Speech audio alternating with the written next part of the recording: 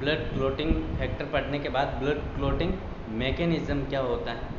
तो जैसे ही चोट लगती है उसके बाद वैसोकंस्ट्रिक्शन है वो स्मूथ मसल्स की सहायता से होता है, और उस टाइम में जो एक्टिव कंपाउंड रहते हैं सेरोटोनिन, थ्रोम्बेक्सोन, एपिनेफ्रिन रहते हैं, और प्लेटलेट प्लग का फॉर्मेशन होता है वहाँ पर। लेकिन जो सबसे ज़रूरी चीज़ है वहाँ पर उस टाइम दो पाथवे एक्टिव होते हैं, एक्सट्रिंसिक और इंट्रिंसिक हमने बात करी। तो इसमें आप देखेंगे पाथवे यहाँ पर सबसे पहले इन दोनों पाथवे के बीच एक कॉमन स्टेप रहता है।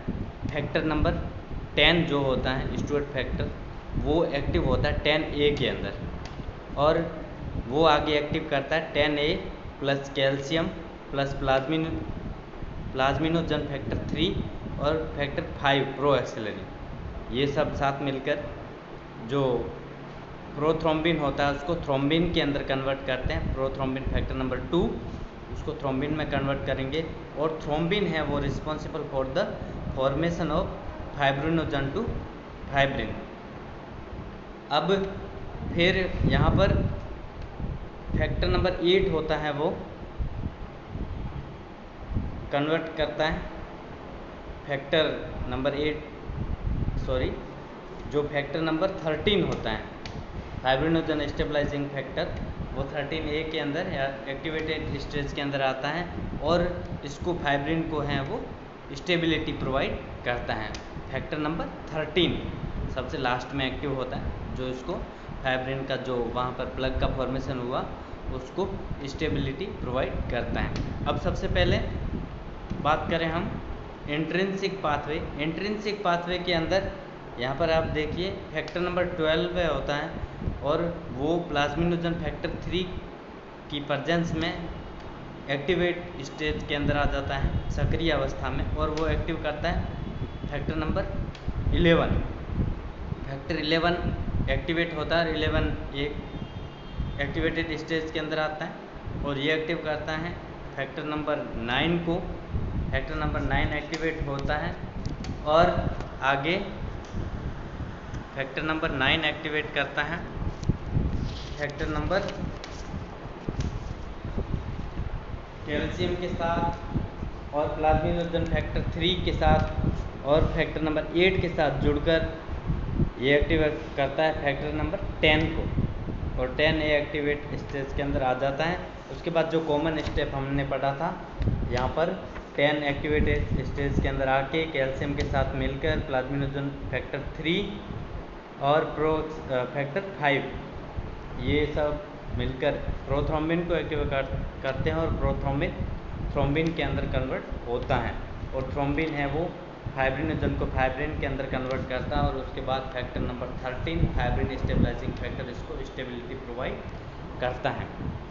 यहाँ पर जो आगे आप देखेंगे अब एक्सट्रिंसिक पाथवे, इसके अंदर भी टिश्यू थ्रोम्बोप्लास्टिन फैक्टर 3 चोट लगने पर not present in blood present in tissue damage होता है तब फैक्टर नंबर 7 एक्टिवेट होता है टिश्यू थ्रोम्बोप्लास्टिन फैक्टर 3 जे एक्टिवेट करता है 7A एक्टिवेट होता है, कैल्शियम के साथ जुड़ता है और थ्रोम्बोप्लास्टिन फैक्टर 3 के साथ मिलकर फैक्टर 10 को एक्टिवेट करते हैं, और ये दोनों पाथवे हैं सिनर्जेटिकली एक साथ चलते रहते हैं। अब फैक्टर 10A, फैक्टर 9A और factor 12A responsible for activation of factor number 7, और फैक्टर 7 है वो आगे फैक्टर 9 को एक्टिवेट करेगा।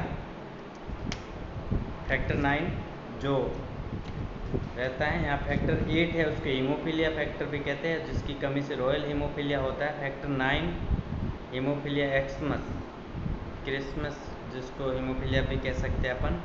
फैक्टर 10 है उसको अपन स्टुअर्ट फैक्टर कहते हैं। सर्कुलेटरी सिस्टम के अंदर आगे अगर हम देखें तो ओपन सर्कुलेटरी सिस्टम किस में पाया जाता है, क्लोज सर्कुलेटरी सिस्टम किस में पाया जाता है, क्या होता है। जो ओपन सर्कुलेटरी सिस्टम होता है, जब ब्लड है वो circulating fluid not separate from tissue fluid, यानी जो सर्कुलेट हो रहा है फ्लूइड ब्लड वगैरह वो टिश्यू फ्लूइड से अलग नहीं होता, तो उसको ओपन सर्कुलेटरी सिस्टम कहते हैं।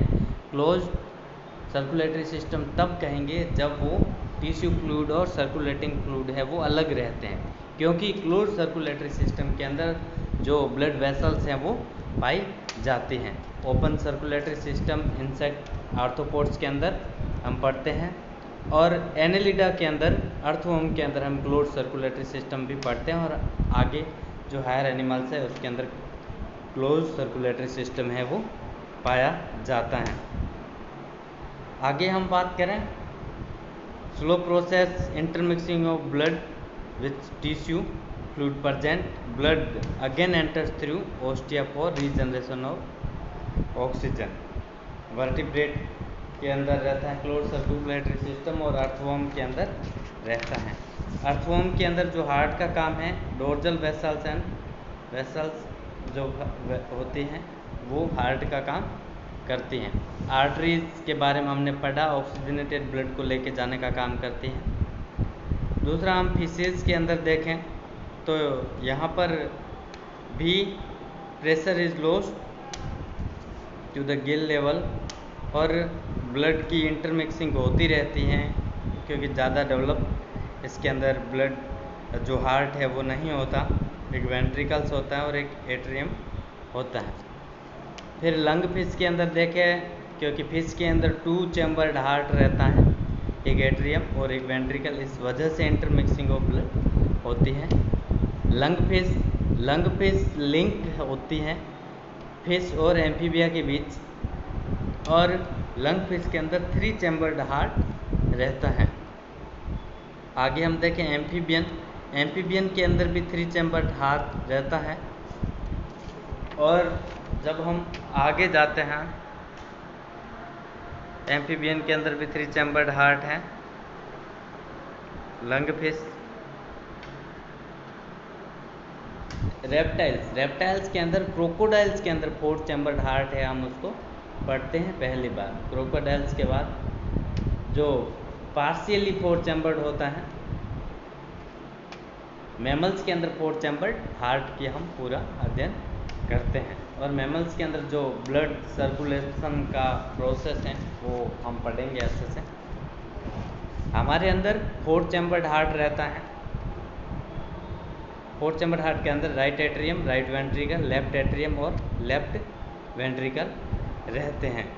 यहाँ पर जो हैं वार्म ब्लडेड एनिमल हैं जिनमें 4 चैम्बर्ड हार्ट हैं। वार्म ब्लडेड एनिमल वो हैं जो अपना बॉडी का टेम्परेचर है वो मेंटेन रख सकते हैं।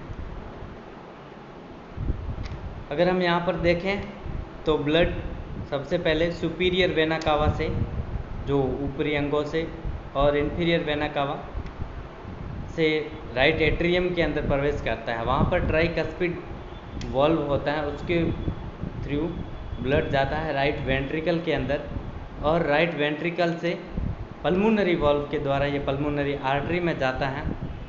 हम जानते हैं पल्मोनरी आर्टरी, हमने देखा था एक एक्सेप्शन है जिसके अंदर डीऑक्सीजनेटेड ब्लड रहता है।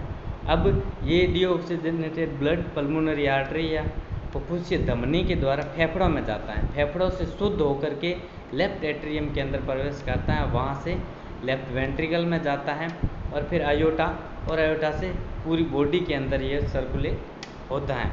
तो इस तरीके से जो ब्लड का सर्कुलेशन है वो होता है। ये सर्कुलेशन का जो प्रोसेस है इसको आप देख लेंगे और याद करेंगे, नोट्स बनाएंगे, इस डायग्राम को देख लेंगे।